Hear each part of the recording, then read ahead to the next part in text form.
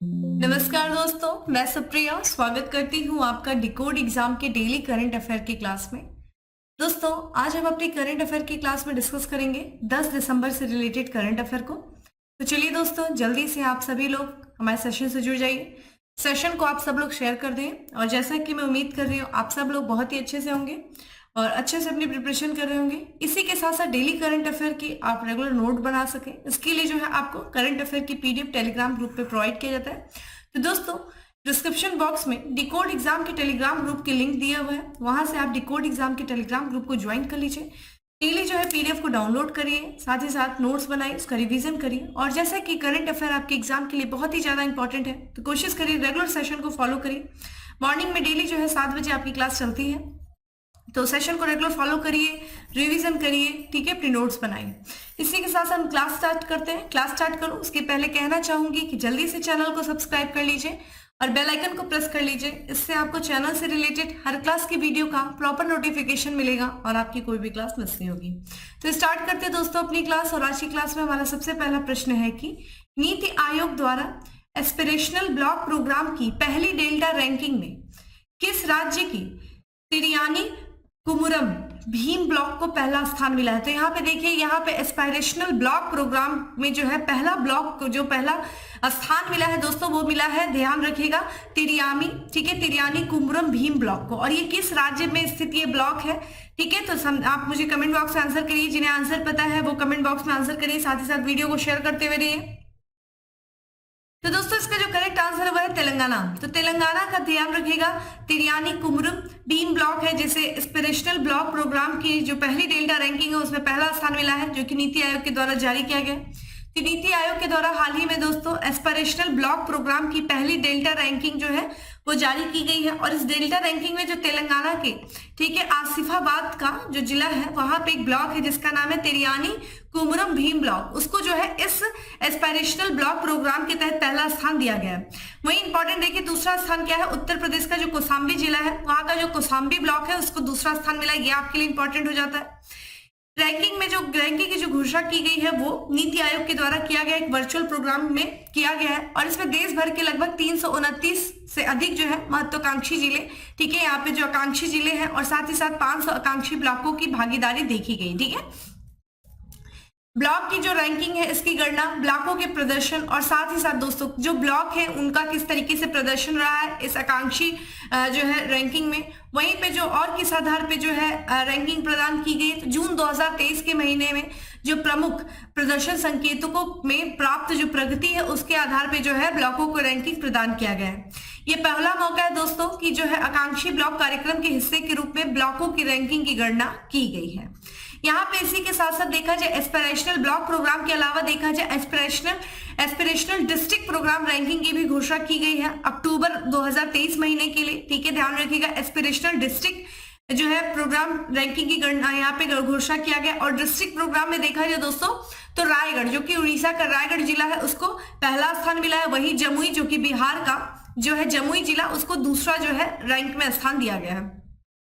ADP यानी कि aspirational district programme की जो विषयगत और समग्र श्रेणियों में शीर्ष रैंक पाने वाले को सम्मानित किया गया है। साथ ही साथ एक अनोखी पहल में, ठीक है, यहाँ पे एस्पिरेशनल ब्लॉक प्रोग्राम और एस्पिरेशनल डिस्ट्रिक्ट प्रोग्राम के शीर्ष रैंकरों को नीति आयोग में बने जो वॉल फॉल है दोस्तों उस पर जो है लगाया जाएगा, ठीक है। तो यहाँ ध्यान रखिएगा, आपके लिए इंपॉर्टेंट दो, ये जो है एस्पिरेशनल ब्लॉक प्रोग्राम के तहत पहली रैंकिंग किसे मिली है, ये पहला डेल्टा रैंकिंग जारी किया गया। इसमें ब्लॉक के आधार पर किसको पहला स्थान मिला है, इंपॉर्टेंट दूसरा स्थान भी है, क्योंकि उत्तर प्रदेश का जो कौसाम्बी जिले का जो कौसाम्बी ब्लॉक है उसको दूसरा स्थान मिला है। वहीं अगर आपसे डिस्ट्रिक्ट पूछ दे दोस्तों तो उड़ीसा का रायगढ़ डिस्ट्रिक्ट और दूसरे स्थान पे बिहार का जमुई डिस्ट्रिक्ट जो है उसे एस्पिरेशनल डिस्ट्रिक्ट प्रोग्राम रैंकिंग में जो है पहला और दूसरा स्थान दिया गया है। तो ये आपके लिए इंपॉर्टेंट हो जाता है। कमेंट बॉक्स में आप मुझे नीति आयोग के बारे में बताइए दोस्तों, नीति आयोग की स्थापना किस वर्ष की गई थी और किसके स्थान पे नीति आयोग की स्थापना की गई थी, नीति आयोग का फुल फॉर्म क्या है, स्पेशली मुझे बताइए हिंदी में नीति आयोग को क्या बोला जाता है, आप मुझे कमेंट बॉक्स में आंसर करिए, ठीक है। चलिए अगले प्रश्न की तरफ बढ़ते हैं और हमारा अगला प्रश्न है कि छठी एनएसए यानी कि नेशनल सिक्योरिटी एडवाइजरी स्तर की बैठक कोलंबो सिक्योरिटी कॉन्क्लेव का आयोजन किस देश में हो रहा है? तो कोलंबो सिक्योरिटी कॉन्क्लेव जो कि एक एनएसए स्तर की बैठक है और इस वर्ष 6ठी एनएसए स्तर की बैठक का आयोजन किया गया है, यानी कि कोलंबो सिक्योरिटी कॉन्क्लेव का आयोजन किया जा रहा है। किस देश में किया जा रहा है? ऑप्शंस आपके सामने दोस्तों, और यहाँ पे जो इसका करेक्ट आंसर है ध्यान रखिएगा, मॉरिशस। ठीक है, मॉरिशस से जो है मॉरिशस में कोलंबो सिक्योरिटी कॉन्क्लेव का आयोजन किया जा रहा है जो कि 6ठी एनएसए स्तर की बैठक है। तो भारत के यहाँ पे इस बैठक में दोस्तों जो भारत के राष्ट्रीय सुरक्षा सलाहकार है, नेशनल सिक्योरिटी एडवाइजर है दोस्तों, जिनका नाम है अजीत डोभाल। अजीत डोभाल ने जो 6ठी एनएसए यानी कि नेशनल सिक्योरिटी एडवाइजरी स्तर की जो बैठक है यानी कि कोलंबो सिक्योरिटी कॉन्क्लेव, उसमें इन्होंने भाग लेने के लिए कहाँ पहुंचे दोस्तों? मॉरिशस। क्योंकि ये बैठक कहाँ पे आयोजित की जा रही है? मॉरिशस में। ध्यान रखिएगा कौन सा संस्करण है? 6ठा संस्करण है। इसमें कौन कौन से देश इस कॉन्क्लेव में शामिल हुए? तो भारत है, श्रीलंका है, मॉरिशस है और साथ ही साथ मालदीव जो है शामिल हुए। इस कॉन्क्लेव का ये जो बैठक है इसका उद्देश्य क्या है? तो दोस्तों समुद्री सुरक्षा, जवाबी आतंकवाद, साइबर सुरक्षा और अवैध आवागमन को रोकना है। साथ ही साथ मानवीय सहायता और आपदा राहत जैसे सहयोग के प्रमुख क्षेत्र हैं जिन पर काम किया जाता है। ठीक है, मालदीव ने दोस्तों यहाँ पे जुलाई 2023 में 7वीं ठीक है उप राष्ट्रीय सुरक्षा सलाहकार स्तर की वर्चुअल जो है कोलंबो सिक्योरिटी बैठक की बुलाई थी। ठीक है, ध्यान रखिएगा ये उप राष्ट्रीय सुरक्षा सलाहकार जो है स्तर की एक वर्चुअल कोलंबो सिक्योरिटी बैठक का भी आह्वान किया गया था जुलाई में मालदीव के द्वारा। और इसमें जो है पर्यवेक्षक रूप में कौन से देश शामिल हुए थे इस बैठक में? तो बांग्लादेश और सेशल्स जो है इसमें पर्यवेक्षक देश के रूप में शामिल हुए थे। भारतीय शिष्टमंडल का नेतृत्व किसने किया था? तो भारत के जो डिप्टी एनएसए है, यानी कि ध्यान रखिएगा जो डिप्टी एनएसए यानी कि नेशनल सिक्योरिटी एडवाइजर है जिनका नाम है विक्रम मिस्री, उन्होंने जो है इस भारतीय शिष्टमंडल का नेतृत्व किया था। बल्कि मालदीव शिष्टमंडल का नेतृत्व किसने किया था दोस्तों? एशना नुशीन वाहिद ने किया था। ठीक है, अगर आपसे पूछा जाए कि जो कोलंबो सुरक्षा कॉन्क्लेव है इसको किस वर्ष स्थापित किया गया था दोस्तों? तो इसको वर्ष 2020 में स्थापित किया गया था। ठीक है, किन देशों के सहयोग से? तो भारत, श्रीलंका और मालदीव के सहयोग से ठीक है कोलंबो सुरक्षा कॉन्क्लेव को जो है 2020 में स्थापित किया गया था। और मार्च 2022 में माले हो गया, मालदीव में जो है जो कि मालदीव की राजधानी माले में जो है 5वीं एनएसए स्तर की बैठक जो है आयोजित की गई थी और इसमें मॉरिशस जो है शामिल हुआ था। ठीक है, मॉरिशस जो है शामिल होने पर अपनी पहुंच के प्रभाव का विस्तार किया था। किसने दोस्तों? तो ये कोलंबो सुरक्षा कॉन्क्लेव है इसने अपना विस्तार किया था क्योंकि इसी जो है 5वीं जो बैठक हुई थी एनएसए स्तरीय बैठक जो कि यहाँ पे मालदीव में हुई थी, इसमें दोस्तों मॉरिशस भी शामिल हुआ था। ठीक है, ये ध्यान रखिएगा।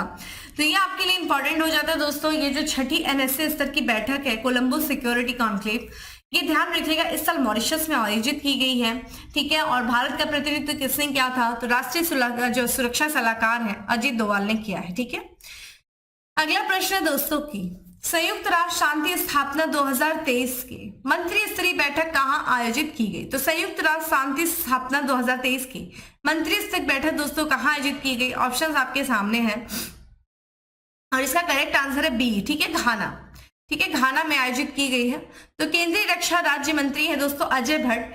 ठीक है, इन्होंने जो घाना की राजधानी अक्रा है, ध्यान रखिएगा, वहां पे जो है जहां पे संयुक्त राष्ट्र शांति स्थापना 2023 की जो मंत्री स्तरीय बैठक आयोजित की गई उस पर उन्होंने भाग लिया। तो भारत का प्रतिनिधित्व किसने किया दोस्तों? संयुक्त राष्ट्र शांति स्थापना 2023 के मंत्री स्तरीय बैठक में जिन्होंने किया है। ठीक है, जो केंद्रीय रक्षा राज्य मंत्री हैं अजय भट्ट ने किया है।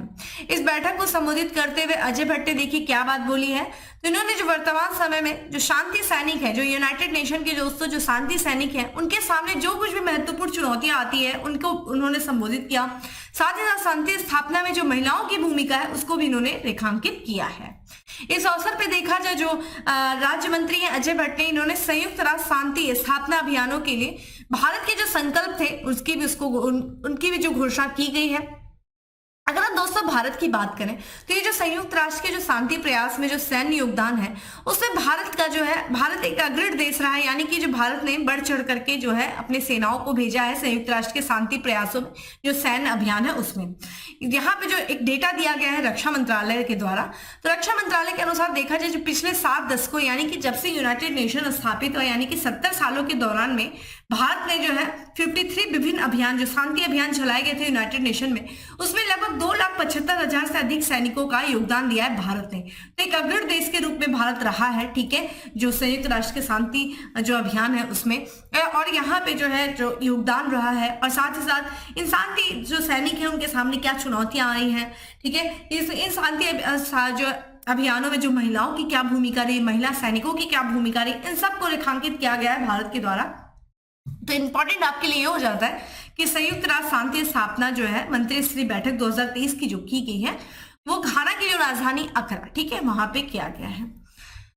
अगला प्रश्न है दोस्तों की, हाल ही में किस देश के राष्ट्रपति ने दावा किया है कि भारत द्वीप राष्ट्र से सेना वापस बुलाने पर सहमत हो गया है? तो किस राष्ट्रपति ने, ठीक है, किस देश के राष्ट्रपति ने यह दावा किया है कि भारत की जो सेना थी उस देश में उसको भारत वापस बुलाने के लिए सहमत हुआ है? ठीक है, जल्दी से कमेंट बॉक्स में आंसर करिए दोस्तों, वीडियो को शेयर करते हुए चलिए। और इसका जो करेक्ट आंसर है वो है मालदीव, ठीक है, करेक्ट आंसर इज डी। तो मालदीव में दोस्तों जो मालदीव के राष्ट्रपति हैं दोस्तों, जिनका नाम है डॉक्टर मोहम्मद मुइज्जू, जो कि भी हाल फिलहाल में जो है हाल ही में ये मालदीव के नए राष्ट्रपति बने हैं, और इनका नाम है डॉक्टर मोहम्मद मुइज्जू, जिनकी तस्वीर आप स्क्रीन पे देख रहे हैं। इन्होंने ये दावा किया कि जो भारत है वो द्वीपीय राष्ट्र यानी कि मालदीव से सेना वापस बुलाने पर सहमत हो दिया है। देखिए, भारत ने कई उपहार जो है मालदीव को दिए हैं, जिसमें से मालदीव को 2010 में और 2013 में 2 हेलीकॉप्टर और 2023 में एक छोटा जो है विमान उपहार में दिया है। इन विमानों का इस्तेमाल कहाँ किया जाएगा? तो राहत एवं बचाव कार्यों, चिकित्सा आपात स्थितियों में किया जाना था, ठीक है। भारतीय सैनिक जो है 2013 से मालदीव के लामू और उद्दू द्वीपों पर तैनात है, ठीक है, ये भी ध्यान रखिएगा। ये आपके लिए ये भी इंपॉर्टेंट है, कौन से द्वीप है जो हाल फिलहाल में चर्चा में थे, लामू और उद्दू द्वीप, जो कि मालदीव के द्वीप हैं। और यहाँ पे देखा जाए तो माफ करिएगा, ये सैनिक तैनात थे जिनको वापस बुलाया गया। वर्तमान में देखा जाए तो डोर्नियर 2228 समुद्री गश्ती विमान और 2 HAL हेलीकॉप्टरों के साथ लगभग 75 भारतीय सैनिक जो है मालदीव में तैनात हैं। इसी के साथ साथ दोस्तों हम अन्य बात करें यहाँ पे, तो ये ध्यान रखिएगा दोस्तों, यहाँ पे जो है मालदीव के जो नए राष्ट्रपति है मोहम्मद मुइज्जू, उन्होंने ये दावा किया है कि जो भारतीय द्वीप है वो जो भारत है वो राष्ट्रीय द्वीप सेना जो है द्वीप राष्ट्र से सेना वापस बुलाने पर सहमत हुआ है। इसी के साथ साथ देखिए एक डेप्थ ट्रीटमेंट प्लान है, ठीक है, श्रीलंका ने, ठीक है। यहाँ पे देखिए कुछ अन्य महत्वपूर्ण जो इंटरनेशनल अफेयर आपके लिए इंपॉर्टेंट हो जाता है, तो श्रीलंका ने डेप्थ ट्रीटमेंट प्लान पर, यानी कि जो उसके ऊपर डेप्थ है, ठीक है, जो उसके ऊपर ऋण है उसको ट्रीटमेंट करना, यानी कि उन ऋण को जो है भरने के लिए वह भारत और पेरिस क्लब के ऋणदाताओं के जो समूह है उनके साथ एक सैद्धांतिक समझौता हासिल किया है। किसने दोस्तों किया है? श्रीलंका ने। इस सैद्धांतिक समझौते से क्या लाभ मिलेगा श्रीलंका को दोस्तों? तो श्रीलंका को जो IMF यानी कि इंटरनेशनल मॉनेटरी फंड, जिसे हम हिंदी में अंतरराष्ट्रीय मुद्रा कोष कहते हैं, उससे लगभग $3 बिलियन के रिकवरी पैकेज की अगली किस्त जो है प्राप्त हो सकेगी, उसको प्राप्त होने में मदद मिलेगी। इस पेरिस क्लब के अध्यक्ष के रूप में दोस्तों कौन कौन है? तो भारत, जापान और फ्रांस जो है इसकी अध्यक्षता करते हैं, ठीक है, पेरिस क्लब की। तो यहाँ पे कुछ अन्य भी इंपॉर्टेंट चीजें, यानी कि कौन सा देश है जिसने डेप्ट रिकवरी ट्रीटमेंट प्लान पर भारत और पेरिस क्लब ऋणदाताओं के साथ जो है सैद्धांतिक समझौता हासिल किया है? तो दोस्तों वो देश है श्रीलंका। अगला प्रश्न है दोस्तों की, हाल ही में कब अंतरराष्ट्रीय नागर विमानन दिवस मनाया गया? ठीक है, तो यहाँ पे दोस्तों कब मनाया गया है? दोस्तों यहाँ पे अंतरराष्ट्रीय नागर विमानन, ठीक है, विमानन दिवस। तो यहाँ पे जो है अंतरराष्ट्रीय नागर, ठीक है, नागर विमानन दिवस जो मनाया गया है वो मनाया गया है 7 दिसंबर को, ठीक है, 7 दिसंबर को जो है अंतरराष्ट्रीय, ठीक है, नागर विमान दिवस जो है वो मनाया गया, ठीक है। इंटरनेशनल सिविल एविएशन डे कब सेलिब्रेट करते हैं? 7 दिसंबर को मनाते हैं। इस दिन की स्थापना की गई थी दोस्तों, वो अंतरराष्ट्रीय नागर, ठीक है, विमानन संगठन है, उसकी जो 50वीं वर्षगांठ जो मनाई गई थी 1994 में, उसी दिन से जो है इस दिवस को मनाए जाने का जो है लक्ष्य रखा गया था, उसी उपलक्ष्य में, यानी कि जब ये अंतरराष्ट्रीय नागर विमानन संगठन है उसकी 50वीं वर्षगांठ के उपलक्ष्य में इस दिन की स्थापना की गई थी। कौन से दिन की? इंटरनेशनल सिविल एविएशन डे की।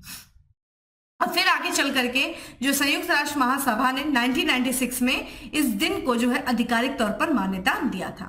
इस वर्ष इस दिन की थीम क्या है दोस्तों? 2023 के लिए इसकी थीम क्या है? तो वैश्विक विमानन विकास हेतु उन्नत नवाचार, यानी कि advancing innovation for global aviation development, ठीक है, यहाँ पे इंटरनेशनल सिविल एविएशन डेवलपमेंट की बात करें दोस्तों, तो इसका उद्देश्य क्या है, डे की बात करें तो इसका उद्देश्य क्या है, जो राष्ट्र हैं, जो राष्ट्रों के सामाजिक तथा आर्थिक विकास में जो इस अंतरराष्ट्रीय नागर विमानन की जो महत्वपूर्ण भूमिका है, उस भूमिका की वैश्विक मान्यता को बढ़ावा देना इस दिवस का उद्देश्य है।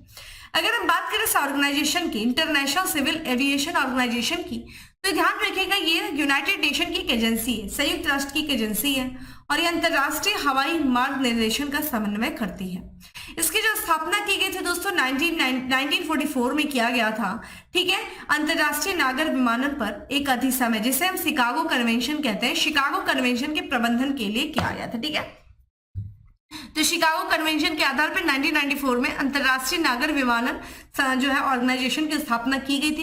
क्या भारत भी इसका सदस्य है? हाँ जी, भारत भी जो है इंटरनेशनल सिविल एविएशन ऑर्गेनाइजेशन का सदस्य है और इसका जो मुख्यालय है वो मॉन्ट्रियल कनाडा में, जो मॉन्ट्रियल है वहां पे इसका जो है हेडक्वार्टर है। तो आपके लिए हेडक्वार्टर भी इंपॉर्टेंट हो जाता है, ठीक है। तो बेसिकली इस दिन के आधार पे, इस दिवस को तो हमने डिस्कस किया ही किया। इस दिवस को जिस संस्था के द्वारा, जिस संगठन के द्वारा मनाया जाता है उसके बारे में भी आपको जानना इंपॉर्टेंट था, तो वहां से भी एग्जाम में पूछे जाते हैं प्रश्न, तो हमने उसको भी देखा। अगला प्रश्न है दोस्तों की, किस शहर में वैश्विक निवेशक शिखर सम्मेलन का आयोजन किया गया? तो वैश्विक निवेशक शिखर सम्मेलन का आयोजन दोस्तों उत्तराखंड के देहरादून में किया गया, ठीक है। तो यहाँ पे उत्तराखंड के जो देहरादून है, जो राजधानी है, वहां पे 8 से लेकर के 9 दिसंबर को वैश्विक निदेशक, ठीक है, ध्यान रखिएगा निदेशक नहीं है ये, निवेशक है, ठीक है, वैश्विक निवेशक सम्मेलन का दोस्तों आयोजन किया गया। ये 2 दिवसीय सम्मेलन था और इस सम्मेलन की जो थीम क्या थी, शांति से समृद्धि, ठीक है, शांति से समृद्धि, पीस टू प्रॉस्पेरिटी जो है इसकी थीम थी। इस शिखर सम्मेलन में दोस्तों दुनिया भर के जो हजारों निवेशक और प्रतिनिधियों ने भाग लिया। इसमें केंद्रीय मंत्रियों, विभिन्न देशों के राजदूतों के साथ साथ जो प्रमुख उद्योगपतियों सहित अन्य लोगों ने क्या किया था, इस शिखर सम्मेलन में भाग लिया। इस शिखर सम्मेलन का बेसिकली उद्देश्य क्या है, तो प्रदर्शकों, निजी उद्यमों और सरकारी संगठनों को उन्नत प्रौद्योगिकियों, नवाचार और आगामी रुझानों को प्रदर्शित करने के लिए एक मंच प्रदान करके उनके बीच के सहयोग को बढ़ावा देना, ठीक है। तो ये बेसिकली इसका, इस सम्मेलन का उद्देश्य था। तो आपसे पूछा जा सकता है कि वैश्विक निवेशक सम्मेलन का आयोजन कहाँ किया गया? उत्तराखंड के देहरादून में। नेक्स्ट क्वेश्चन है कि पहले सर्वेक्षण पोत, ठीक है, संध्यांक को भारतीय नौसेना को सौंपा गया, इसका निर्माण किसने किया है? तो ये ध्यान रखिएगा, ये पहला जो है सर्वेक्षण पोत है, ठीक है, जहाज है जिसका नाम है दोस्तों संध्यांक, और ये भारतीय नौसेना को भी हाल फिलहाल में सौंपा गया है। इस जो है पहले सर्वेक्षण जहाज का निर्माण किसके द्वारा किया गया है? ऑप्शंस आपके सामने हैं वीडियो में, ठीक है, आंसर कमेंट बॉक्स में आंसर करिए, ठीक है, वीडियो को शेयर करते हुए चलिए। और इसका करेक्ट आंसर है C, Garden Reach shipbuilders and engineers के द्वारा जो है इस जहाज का निर्माण किया गया, जो कि भारत के पहले सर्वेक्षण पोत है। ध्यान रखिएगा संध्यांक नाम, और ऐसे प्रश्न एग्जाम में पूछे गए हैं और पूरी संभावना है आगे भी पूछे जाने की। हाल ही में दोस्तों जो संध्यांक है, संध्यांक जो कि एक वृहद सर्वेक्षण पोत है, इसको हाल ही में जो है भारतीय नौसेना को सौंपा गया। इस जो पोत, इस जहाज का जो निर्माण किया गया है वो garden Reach shipbuilders and engineers limited के द्वारा किया गया। ये जो पोत है दोस्तों, ये GRSC द्वारा बनाया जा रहा है। 4 सर्वेक्षण, ठीक है, GRSC यानी कि garden Reach shipbuilders and engineers limited के द्वारा जो बनाया जा रहा है 4 सर्वेक्षण पोत, उनमें से ये है, ठीक है, एक है, और यहाँ पे SVL श्रृंखला का ये पहला पोत है, ठीक है। इन जो 4 सर्वेक्षण पोतों के निर्माण के लिए दोस्तों रक्षा मंत्रालय ने, ठीक है, ये गार्डन जो rich shipbuilders and engineers limited है उसके साथ जो है अक्टूबर 2018 में समझौता किया था, ठीक है। ये 4 सर्वेक्षण पोत बनाए जा रहे हैं, जिसमें से जो पहला पोत है दोस्तों जिसका नाम है संध्यांक, उनको हाल ही में भारतीय नौसेना को सौंपा गया है। संध्यांक के अगर विशेषताओं के बारे में बात करें दोस्तों, तो ये अत्याधुनिक हाइड्रोग्राफिक उपकरणों से लैस है। जैसे कि ये हाइड्रोग्राफिक उपकरण क्या है, जैसे कि डेटा अधिग्रहण और प्रसंस्करण प्रणाली, स्वायत्त अंडर वाटर वाहन, रिमोट चालित वाहन, DGPS long range positioning system, digital side scan sonar जो है उससे युक्त है। अगर आपसे संध्यांक की विस्थापन क्षमता पूछे तो लगभग इसकी जो है 3400 टन और लंबाई इसकी देखिए 110 मीटर है। ये देखा जाए एक तरीके से इसी नाम का दूसरा ये जहाज है, यानी कि सध्यांक नाम का पहले भी एक जहाज था, ठीक है। और वो जो जहाज था, वो जो पिछला युद्धपोत था दोस्तों, वो भी एक सर्वेक्षण पोत भी था और उसे जो है 1981 में नौसेना में शामिल किया गया था। और वो जो सध्यांक नाम का पहला जो जहाज था वो 2021 में सेवामुक्त यानी कि रिटायर हो गया था। तो ये ध्यान रखिएगा, जो है ये बृहद सर्वेक्षण पोत भारतीय नौसेना को शामिल किया गया है। Garden Reach shipbuilders and engineers limited के द्वारा इसको बनाया गया था। 4 सर्वेक्षण पोत बनाए जा रहे हैं और इनको बनाने के लिए रक्षा मंत्रालय ने इस जो है संस्था के साथ अक्टूबर 2018 में समझौता भी किया था, ठीक है। चलिए अगला प्रश्न जो कि स्पोर्ट्स से रिलेटेड है कि पुरुष वॉलीबॉल क्लब विश्व चैंपियनशिप 2023 का आयोजन किस देश में किया जाएगा। तो पुरुष वॉलीबॉल क्लब विश्व चैंपियनशिप 2023 का आयोजन दोस्तों किस देश में किया जाएगा। तो इंपॉर्टेंट ये क्वेश्चन है, स्टार कर लीजिएगा, क्योंकि भारत जो है पहली बार, ठीक है, पुरुष वॉलीबॉल क्लब विश्व चैंपियनशिप का आयोजन करने जा रहा है, ठीक है। तो यहाँ पे दोस्तों कहाँ पे किया जाएगा भारत में भी, तो पुरुष वॉलीबॉल क्लब विश्व चैंपियनशिप 2023 का जो आयोजन दोस्तों वो बेंगलुरु में किया जाएगा। कौन सा स्टेडियम में, तो कोरमंगला इंडोर स्टेडियम में इसका आयोजन किया जाएगा। इंपॉर्टेंट ये है कि ये पहला मौका है दोस्तों जब ये जो प्रतिष्ठित टूर्नामेंट है इसका आयोजन भारत में किया जाएगा। इस टूर्नामेंट में दोस्तों टॉप 6 जो है टीमें भाग ले रही हैं। इंपॉर्टेंट ये है कि यहाँ पे भारत की तरफ से कौन सी टीम भाग ले रही है, तो प्राइम वॉलीबॉल लीग का जो दूसरा संस्करण था उसको जीता था दोस्तों अहमदाबाद डिफेंडर्स ने, ठीक है। तो अहमदाबाद डिफेंडर्स जो कि प्राइम वॉलीबॉल लीग के दूसरे संस्करण को जीती थी, वो जो है इस टूर्नामेंट में, ठीक है, भाग लेने वाली पहली भारतीय टीम बन गई है। ये जो अहमदाबाद डिफेंडर टीम है इसका नेतृत्व कौन करेगा, ये आपके लिए इंपॉर्टेंट है। तो मुथुस्वामी अपावु के द्वारा जो है इस अहमदाबाद डिफेंडर्स टीम का नेतृत्व किया जाएगा। इसका जो आयोजन किया जाता है दोस्तों वो फेडरेशन इंटरनेशनल डी वॉलीबॉल के द्वारा किया जाता है। और ये वॉलीबॉल, ये जो फेडरेशन है दोस्तों, ये वॉलीबॉल के सभी रूपों के लिए एक अंतरराष्ट्रीय शासी निकाय है। इसका हेडक्वार्टर दोस्तों कहाँ है, तो स्विट्जरलैंड के लॉजेन में जो है इसका हेडक्वार्टर है। अगर आपसे बात किया जाए दोस्तों, ये जो वॉलीबॉल पुरुष विश्व चैंपियनशिप है दोस्तों, ये एक अंतरराष्ट्रीय वॉलीबॉल प्रतियोगिता है जो कि खेल की वैश्विक शासी निकाय फेडरेशन इंटरनेशनल डी वॉलीबॉल के सदस्यों की शीर्ष पुरुषों की राष्ट्रीय टीमों द्वारा लड़ी जाती है। ये जो चैंपियनशिप है दोस्तों ये हर साल जो है आयोजित की जाती है, हर 4 साल में आयोजित किया जाता है और इसका शुरुआत 1962 यानी कि 1962 से किया गया था। प्रतियोगिता का जो वर्तमान चैंपियन दोस्तों कौन है, वो है इटली है, जिसने फाइनल में, ठीक है, 2022 का जो टूर्नामेंट हुआ था उसके फाइनल में जो है इटली और पोलैंड पहुंचे थे और इटली ने पोलैंड को हरा करके वर्तमान चैंपियन को जो है चैंपियनशिप को जीती थी, टूर्नामेंट को जीता था। तो प्रतियोगिता का वर्तमान जो है चैंपियन वो इटली है, ठीक है, और इसको जीत करके इसने चौथा खिताब जो है जीता था इटली ने, ठीक है। तो ये ध्यान रखिएगा। तो ये क्वेश्चन आपके लिए इंपॉर्टेंट है क्योंकि भारत जो है पहली बार पुरुष वॉलीबॉल क्लब विश्व चैंपियनशिप का आयोजन करने जा रहा है जो कि बेंगलुरु के कोरमंगला इंडोर स्टेडियम में आयोजित किया जाएगा, ठीक है। चलिए आज के अगले प्रश्न की तरफ बढ़ते हैं। साल 2023 में भारत के शीर्ष 10 सबसे सुरक्षित शहरों की सूची में कौन सा शहर शीर्ष पर है। तो भाई सबसे सुरक्षित शहर कौन सा है, जो अभी हाल फिर 2023 के जो डेटा जारी किया गया है नेशनल क्राइम रिकॉर्ड ब्यूरो के द्वारा, तो 10 जो है सबसे शीर्ष जो है सुरक्षित शहरों की सूची में जो पहला स्थान हासिल किया है वो भाई पश्चिम बंगाल की राजधानी कोलकाता में, ठीक है। करेक्ट आंसर इज डी है। तो एनसीआरबी की रिपोर्ट है यानी कि नेशनल क्राइम रिकॉर्ड ब्यूरो की एक रिपोर्ट है, उसमें पहचान योग्य अपराधों की दर यानी कि 78.2% के साथ जो कोलकाता है वो भारत का सबसे सुरक्षित शहर बन गया है। भारत के शीर्ष जो सबसे सुरक्षित शहरों की सूची यहाँ दी हुई है, ये आप देख सकते हैं।